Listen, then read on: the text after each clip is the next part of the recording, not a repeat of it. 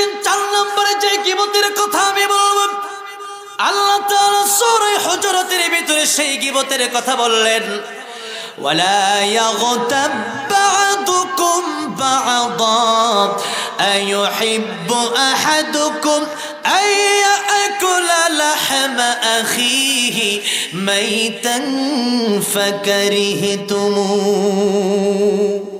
আল্লাহ তাআলা বলছেন, তোমরা এক ভাই আরেক ভাইয়ের বিরুদ্ধে গীবত করো না, সমালোচনা করো না।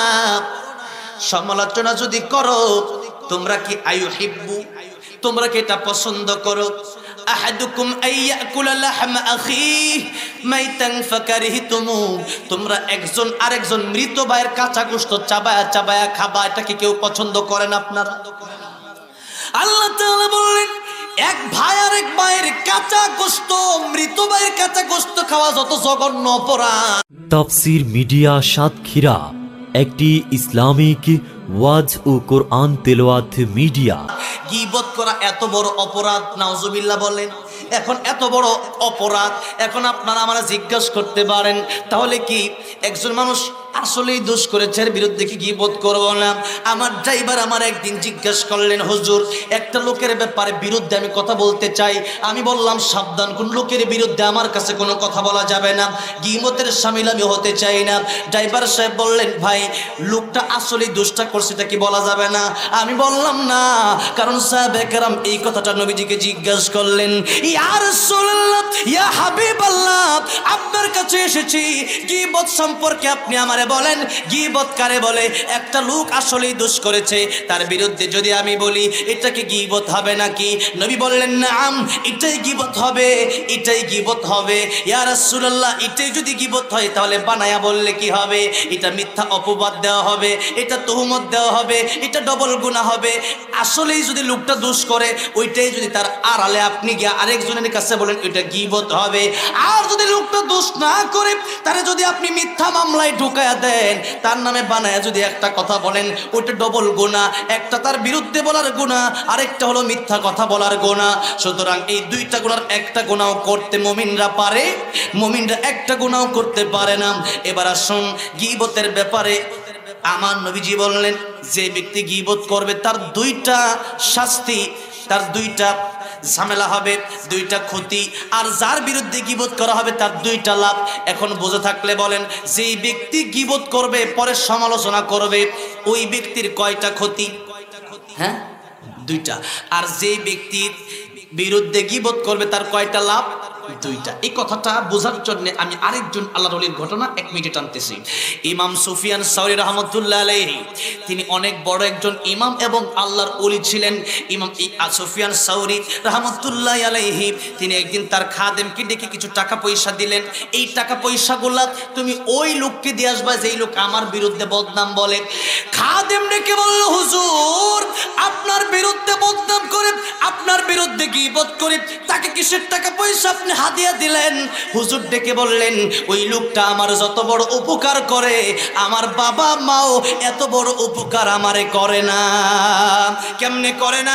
আল্লাহ কোরআনে সূরা আবাসে বলেছেন, ইয়াউমা ইয়াফিরুল মারউ মিন আখিহি ওয়া উম্মিহি ওয়া আবিহি ওয়া সাহিবাতিহি ওয়া বানি। কিয়ামতের ময়দানে মা বাবা, সন্তান সন্ততি, ভাই বোন বন্ধু কেউ একটা নেকি আপনারা দিতে চাইবে না। কিন্তু যে ব্যক্তি গীবত করেছে, কিয়ামতের ময়দানে আমার নেক, তার নেক আমলগুলো সে ব্যক্তি আমারে দিয়ে দিবে, আর আমার গুনাহগুলো সে নিয়ে যাবে। সুতরাং আমি নিশ্চিন্তা, আমি তার গুনাহগুলো দিয়ে আমি আল্লাহর তুই জান্নাতে চলে যাব। তাহলে আজকে থেকে এলাকা একটা সিস্টেম চালু করবেন, যদি শুনতে পারেন যে আমার বিরুদ্ধে ওই লোক, সাদা দিয়া কালো দিয়া মানুষের দাম বাড়ে না। আমি আল্লাহর কাছে লম্বা দিয়া খাটো দিয়া মানুষের দাম বাড়ে না, ধনী দিয়া গরিব দিয়া মানুষের দাম বাড়ে না, গাছতলাওয়ালা বাসতলাওয়ালা দশতলাওয়ালা দিয়া মানুষের দাম বাড়ে না।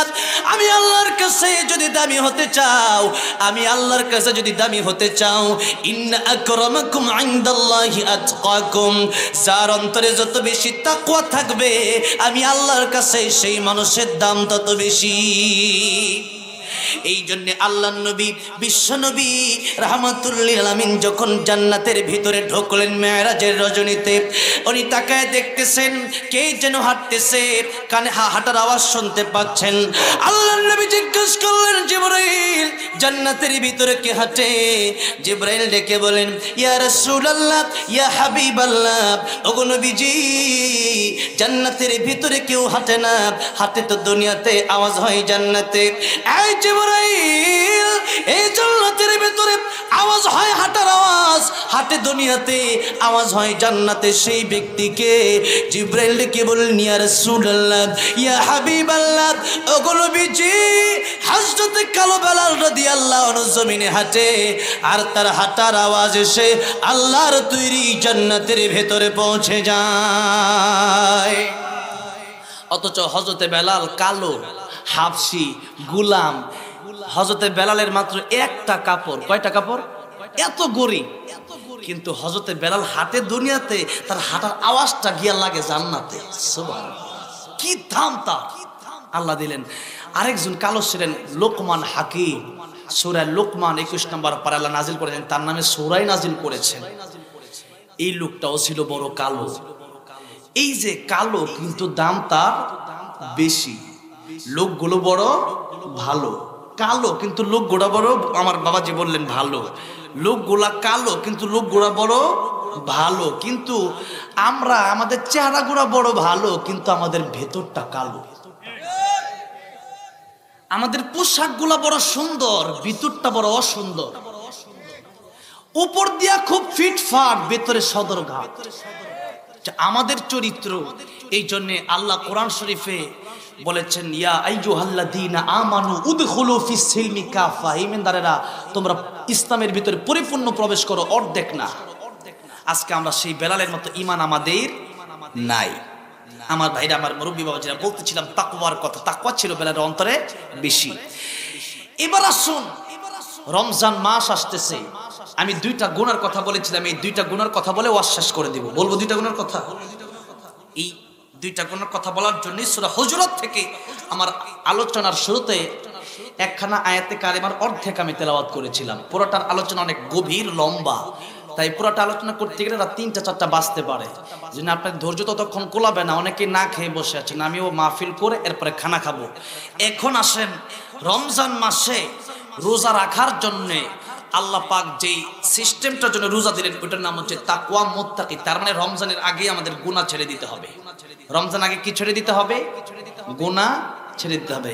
আল্লাহ আমাদের সকলকে গুনাহ মুক্ত জিন্দেগি দান করেন, বলেন আমিন।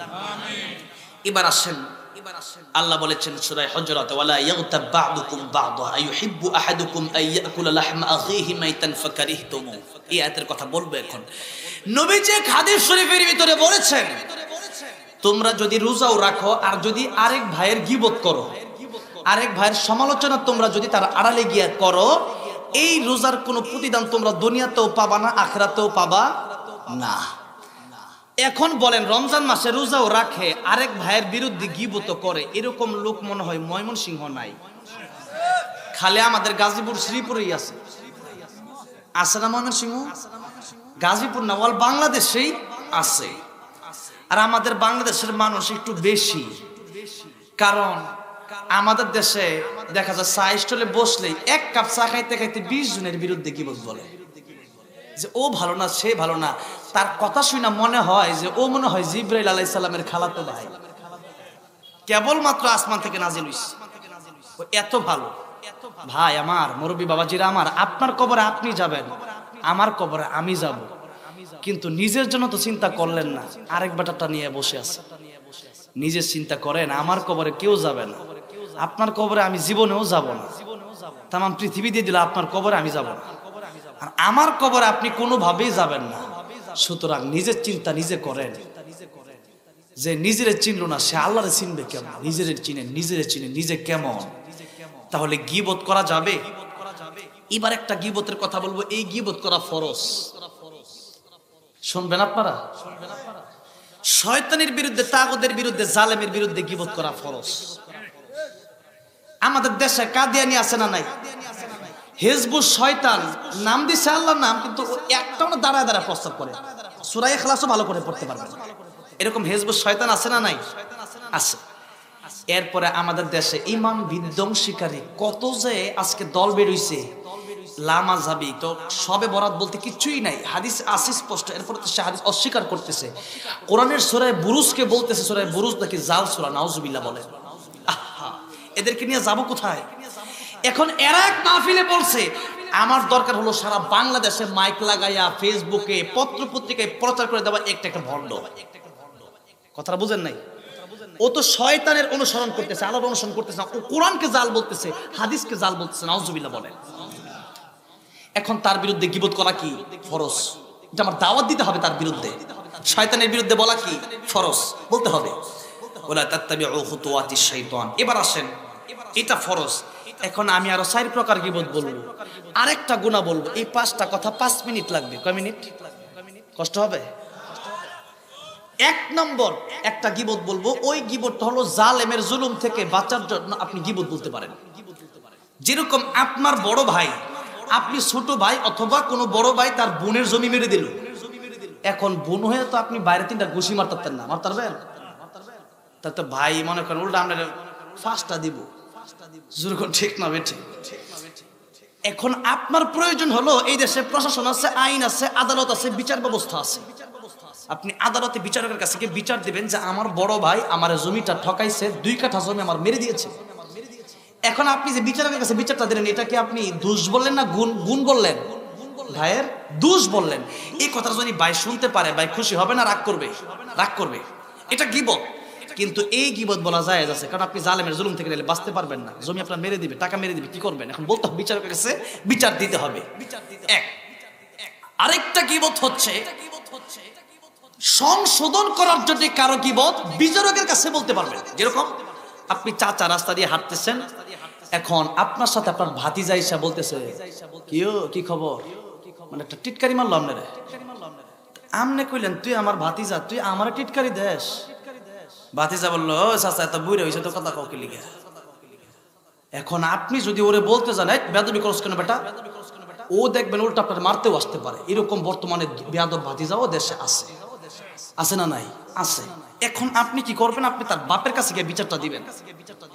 তোমার সন্তান জসিমউদ্দিন আমার কথা শুনে না, ও তো আমার সাথে আমার রাস্তায় টিটকারি করে, আমারে দেখলে আমার সে কোনো মূল্য দেয় না, আমার সাথে বেয়াদবি করে, তখন তার বাপে তার একটা শাসন করতে পারে, ঠিক না? বাপে যদি বলে আমার ঘরে খাস, আমার ভাইয়ের সাথে বেয়াদবি করস, সাবধান করে দিলাম আজকে, তখন সে ভালো হয়ে যাবে। এই সংশোধনের জন্য আপনি চাচা ভাইয়া তার বাপের কাছে বিচারটা দিতে পারেন। এই হলো 2 নাম্বার। 3 আরেকটা গীবত আছে, ওইটা হচ্ছে দুষ্ট লোকের দুষ্টমি থেকে বাঁচার জন্য আপনি গীবত করতে পারেন। যেরকম আমাদের দেশে অনেক লোক আছে টাকা নেওয়ার বেলায় আছে, দেওয়ার বেলায় এর হারিকেন দিয়েও খুঁজে পাওয়া যায় না, টার্গেট লাইট দিয়েও খুঁজে পাওয়া যায় না, ও দেশের থেকে নাই হয়ে যায়। এতদিন আসছিল মমির সিং, এখন যখন ওর কাছে 10-12 জন যখন 10-12 লাখ টাকা পায়, ওরে মমির সিং ওরে ডাকাও খুঁজে পাওয়া যায় না, ও গিয়া জায়গা করছে চট্টগ্রাম থেকে খাইয়া আবার গেছে রংপুর থেকে খাইয়া আবার গেছে সিলেট থেকে খাইয়া আবার গেছে রাজশাহী। এরকম জায়গা পাল্টায় আছে না? অনেক লোক আছে, আমি জানি, আমিও অনেক লোকের কাছে টাকা পাই, দিবে বইলে আছে, কত বছর হয় দেয় না। 1 বছর পরে কয়েকদিন আগে এক লোক আছে ভাই 40,000 আমার দিছে 10,000। আমি কই আলহামদুলিল্লাহ, 10,000 পাইছি এটাই খুশি আমি, 1 মাসের বাসা ভাড়া দিতাম। তাইলে দেখেন আমাদের দেশে অনেক লোক আছে টাকা নিয়ে দিতে চায় না, ওরা মনে করে নিলাম, এটা আমি মনে হয় খুব চালাক, কিন্তু না, তুমি সবচেয়ে বড় বোকা। ওই বান্দা যতক্ষণ না মাফ করবে, আল্লাহ তোমার ততক্ষণ মাফ করবে না। আর কিয়ামতের মধ্যে তুমি টাকা পারে পরিশোধ না করতে পারলে তোমার নেকি পরিশোধ করতে হবে, আর তার গুনাহ আল্লাহ তোমার কানে দিয়ে দিবে, তুমি জাহান্নামে যাবা। আর তুমি তার টাকা খাওয়ার কারণে ওই ব্যক্তির কাছে তোমার নেক আমল যাবে, ওই ব্যক্তিকে আল্লাহ জান্নাত দিয়ে দিবে। চিন্তা নাই, আমার আল্লাহ একজন আছে, কিয়ামতের ময়দানে একটা আছে, চিন্তা নাই। যারা টাকা দেয় না এদের চিন্তা নাই, এই জন্য ভিক্ষা করে হলেও, জমি বেচে হলেও টাকাটা দিয়ে দিবেন। আল্লাহ বোঝার তৌফিক দান করুন। এই হলো 3টা। এবার 4 নম্বরে যে গীবতের কথা আমি বলবো, আল্লাহ তাআলা সূরা হুজুরাতের ভিতরে সেই গীবতের কথা বললেন, ওয়ালা ইয়াগতাব বা'দুকুম বা'দা আইয়ুহিব্বু আহাদুকুম يأكل لحم أخيه ميتا فكرهتموه আল্লাহ তাআলা বলছেন তোমরা এক ভাই আরেক ভাইয়ের বিরুদ্ধে গীবত করো না, সমালোচনা করো না। সমালোচনা যদি করো তোমরা কি আয়ুহিব্বু, তোমরা কি এটা পছন্দ করো? আহাদুকুম আইয়াকুলা লাহমা আখিহি মাইতান ফাকারিহতুমু, তোমরা একজন আরেকজন মৃত ভাইয়ের কাঁচা গোশত চাবায়া চাবায়া খাবা, এটা কি কেউ পছন্দ করেন আপনারা? আল্লাহ তাআলা বললেন এক ভাই আরেক ভাইয়ের কাঁচা গোশত, মৃত ভাইয়ের কাঁচা গোশত খাওয়া যত জঘন্য অপরাধ, গীবত করা এত বড় অপরাধ। নাউজুবিল্লাহ বলেন। এখন এত বড় অপরাধ, এখন আপনারা আমরা জিজ্ঞাসা করতে পারেন তাহলে কি একজন মানুষ আসলেই দোষ করেছে এর বিরুদ্ধে কি গীবত করবো না? আমার ড্রাইভার আমার একদিন জিজ্ঞাসা করলেন, হুজুর একটা লোকের ব্যাপারে বিরুদ্ধে আমি কথা বলতে চাই। আমি বললাম সাবধান, কোন লোকের বিরুদ্ধে আমার কাছে কোনো কথা বলা যাবে না, গীবতের শামিল আমি হতে চাই না। ড্রাইভার সাহেব বললেন, ভাই লোকটা আসলেই দোষটা করছে এটা কি বলা যাবে না? আমি বললাম না, কারণ সাহাবে কেরাম এই কথাটা নবীজিকে জিজ্ঞাসা করলেন, ইয়া রাসূলুল্লাহ ইয়া হাবিবাল্লাহ, আপনার কাছে এসেছি, গীবত সম্পর্কে আপনি আমারে বলেন গীবত কারে বলে? একটা লোক আসলেই দোষ করেছে, তার বিরুদ্ধে যদি আমি বলি এটা কি গীবত হবে নাকি? নবী বললেন নাম, এটাই গীবত হবে, এটাই গীবত হবে। ইয়া রাসূলুল্লাহ এটাই যদি গীবত হয় তাহলে বানায়া বললে কি হবে? এটা মিথ্যা অপবাদ দেওয়া হবে, এটা তুহমত দেওয়া হবে, এটা ডবল গুনাহ হবে। আসলেই যদি লোকটা দোষ করে ওইটাই যদি তার আড়ালে আপনি গিয়ে আরেকজনের কাছে বলেন এটা গীবত হবে। আর যদি লোকটা দোষ না করে তারে যদি আপনি মিথ্যা মামলায় ঢুকায়া দেন, তার নামে বানায়া যদি একটা কথা বলেন ওইটা ডবল গুনাহ। একটা তার বিরুদ্ধে বলার গুনাহ, আরেকটা হলো মিথ্যা কথা বলার গুনাহ। সুতরাং এই দুইটা গুনার একটা গুনাহ করতে মুমিনরা পারে, মুমিনরা একটা গুনাহ করতে পারে না। এবার আসুন গীবতের ব্যাপারে আমার নবীজি বললেন যে ব্যক্তি গীবত করবে তার দুইটা শাস্তি, তার দুইটা ঝামেলা হবে, দুইটা ক্ষতি। আর যার বিরুদ্ধে গীবত করা হবে তার দুইটা লাভ। এখন বুঝে থাকলে বলেন, যেই ব্যক্তি গীবত করবে পরে সমালোচনা করবে ওই ব্যক্তির কয়টা ক্ষতি? হ্যাঁ, দুইটা। আর যেই ব্যক্তির বিরুদ্ধে গীবত করবে তার কয়টা লাভ? দুইটা। এই কথাটা বোঝার জন্য আমি আরেকজন আল্লাহর ওলির ঘটনা এক মিনিটে টানতেছি। ইমাম সুফিয়ান সাউরি রাহমাতুল্লাহ আলাইহি, তিনি অনেক বড় একজন ইমাম এবং আল্লাহর ওলি ছিলেন। ইমাম সুফিয়ান সাউরি রাহমাতুল্লাহ আলাইহি তিনি একদিন তার খাদেমকে ডেকে কিছু টাকা পয়সা দিলেন। এই টাকা পয়সাগুলা তুমি ওই লোককে দিয়ে আসবা যেই লোক আমার বিরুদ্ধে বদনাম বলে। খাদেম ডেকে বলল, হুজুর আপনার বিরুদ্ধে বদনাম করে, আপনার বিরুদ্ধে গীবত করে তাকে কিসের টাকা পয়সা আপনি হাদিয়া দিলেন? হুজুর ডেকে বললেন, ওই লোকটা আমার যত বড় উপকার করে আমার বাবা মাও এত বড় উপকার আমারে করে না। কেমনে করে না? আল্লাহ কোরআনে সূরা আবাসে বলেছেন, ইয়াউমা ইয়াফিরুল মারউ মিন আখিহি ওয়া উম্মিহি ওয়া আবিহি ওয়া সাহিবাতিহি ওয়া বানি। কিয়ামতের ময়দানে মা বাবা, সন্তান সন্ততি, ভাই বোন বন্ধু কেউ একটা ডেকে আপনারা দিতে চাইবে না। কিন্তু যে ব্যক্তি গীবত করেছে কিয়ামতের ময়দানে আমার নেক, তার নেক আমলগুলো সে ব্যক্তি আমারে দিয়ে দিবে আর আমার গুনাহগুলো সে নিয়ে যাবে। সুতরাং আমি নিশ্চিন্তা, আমি তার গুনাহগুলো দিয়ে আমি আল্লাহর তৈরি জান্নাতে চলে যাব। তাহলে আজকে থেকে এলাকা একটা সিস্টেম চালু করবেন, যদি শুনতে পারেন যে আমার বিরুদ্ধে ওই লোকটা মনে হয় বদনাম বলে চায়ের দোকানে বা বিভিন্ন জায়গায়, তাহলে 100 টাকা হাতে দিয়ে বলবেন, ভাই তুমি 1 প্যাকেট বিরিয়ানি খাইও।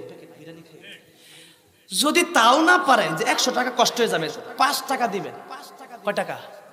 5 টাকা আপনি তারা দিবেন, একটা কয়েন দিবেন 5 টাকা দিয়া বলবেন একটা চা খাইছো। কেন? কারণ তুমি আমার যে উপকার করছো আমার বাপ মা এত বড় উপকার কিয়ামতের ময়দানে করবে না। আমার বিরুদ্ধে গীবত করছো তুমি, কিয়ামতের ময়দানে তোমার নামাজ রোজা হজ যাকাত দান সবগুলো আমার কাছে আসবে। আর আমার যত গুনাহ তোমার কাছে যাবে, তুমি জাহান্নামে যাবে আমার বোঝাটাই না, আর তোমার নেক আমল নিয়ে আমি জান্নাতে যাব। সুবহানাল্লাহ। চিন্তা কিসের? চিন্তা নাই।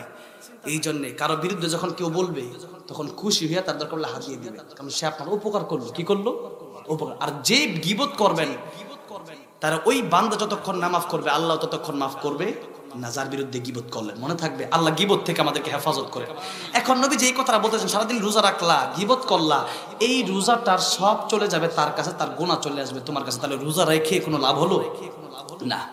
দুই নম্বর আরেকটা গুনাহ, ওই গুনার নাম হলো হিংসা। ওই গুনার নাম কি? হিংসা। অনেক লম্বা আলোচনা, আজকে এটা করবো না। হিংসা এটা হচ্ছে আরো মারাত্মক। কেমন? একজন মানুষের বাড়ি আছে, গাড়ি আছে, তার এই বাড়ি গাড়ির মালিক বানাইছে কে? আল্লাহ। এখন আপনি বলতেছেন তার এত বাড়ি গাড়ি কেন হলো? এই যেটা জ্বলতেছে আপনার, দুনিয়াতে কেউ ধনী হবে, কেউ গরিব হবে, এটাই সিস্টেম। নবীজি দুইজন জামাতা, উসমান রাদিয়াল্লাহু আনহু গনি, তিনি শুধু ধনী না, তিনি গনি অর্থ শিল্পপতি। গনি অর্থ কি? শিল্পপতি, অনেক ধনী তিনি। আর আলী রাদিয়াল্লাহু আনহু এত গরিব যে ওনার ঘরে 3 দিন পর্যন্ত চুলায় আগুনই ধরে না। সুবহানাল্লাহ। দেখেন দুইজন জামাতা, একজন অনেক ধনী শিল্পপতি আর একজন অনেক গরিব। এটাই আল্লাহ পাক দেখতে চান কে শুকরিয়া আদায় করে আর কে ধৈর্য ধারণ করে।